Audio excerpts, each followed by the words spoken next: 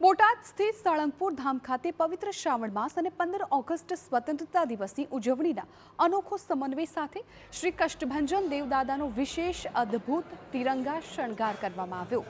દાદાને તિરંગાની થીમના વાઘા પહેરાવવામાં આવ્યા। આ મનોહર સ્વરૂપના દર્શનથી ભક્તો ભાવ્યભોર બન્યા હતા।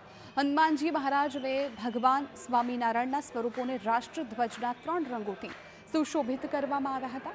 મંદિર પરિસરમાં પણ તિરંગા થીમનો ભવ્ય શણગાર કરવામાં આવ્યો હતો, જેમાં ખાસ કરીને કાળા દ્રાક્ષ, રુદ્રાક્ષ અને વિવિધ ફળોથી બનાવેલું દિવ્ય શિવલિંગ, ફળોમાંથી બનાવેલું ટેડી બિયર તેમજ તિરંગા થીમની કેક ભક્તો માટે વિશેષ આકર્ષણનું કેન્દ્ર બની હતી।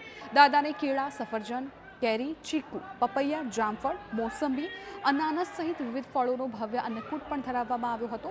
ઉપરાંત પવિત્ર શ્રાવણ માસ નિમિત્તે મંદિરમાં ભવ્ય અને દિવ્ય શ્રાવણી હિંડોળા દર્શનનો પણ મંગલ પ્રારંભ થયો હતો।